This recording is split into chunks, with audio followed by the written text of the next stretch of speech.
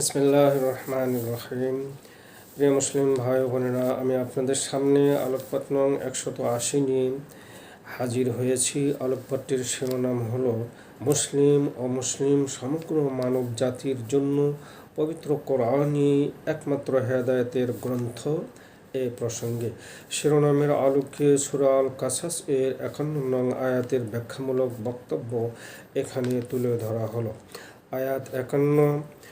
মহান আল্লাহ বলেন, ওহে রাসূল মুহাম্মদ সাল্লাল্লাহু আলাইহি ওয়াসাল্লাম, আপনি আপনার অবাধ্য উম্মতে আসিয়ার এসব অমুসলিম জাতির উদ্দেশ্যে ঘোষণা করুন যে আমি আল্লাহ, আমি ছাড়া আর কোনো ইলাহ নেই।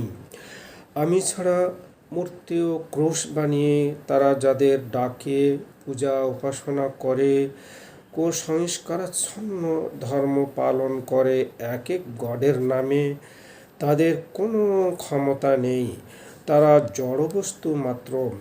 এতে আমি আল্লাহ বিরাগ ভাজন হই এবং এজন্য মুশরিক ও কাফির হওয়ার কারণে তারা হবে জাহান্নামবাসী। পবিত্র কোরআনের এরূপ তাওহীদি বাণী আমি তাদের জন্য পাঠিয়েছি। আশা করা গিয়েছিল যে তারা সবাই আন্তরিক বিশ্বাসের সহিত কালেমা লা ইলাহা ইল্লাল্লাহু মুহাম্মাদুর রাসূলুল্লাহ এর মৌখিক স্বীকৃতি দিয়ে নবী মুহাম্মদ সাল্লাল্লাহু আলাইহি সাল্লামের হাতে, পরবর্তীতে কোনো আলেমের হাতে বায়াত হয়ে মুসলিম সমাজের অন্তর্ভুক্ত হবে। দুঃখের বিষয় হলো আজও তাদের অধিকাংশই হেদায়াত ছেড়ে দালালাগামী অমুসলিম থেকে গেল। আসুন উম্মতে মুতিয়ার অন্তর্ভুক্ত উম্মতে মুহাম্মাদি মুসলিম ভাই ও বোনেরা, আমরা পবিত্র কোরআনের শিক্ষা গ্রহণ করে এক অদ্বিতীয় মহান আল্লাহর ইবাদত বান্দেগী পালন করে চলি।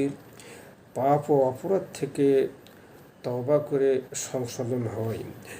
ওই আল্লাহ, আপনাদের তওবা কবুল করুন, আমাদের জন্য জান্নাতুল ফেরদৌস নসিব করুন এবং আমাদেরকে জাহান্নামের আগুন থেকে পরিত্রাণ দান করুন। আমিন।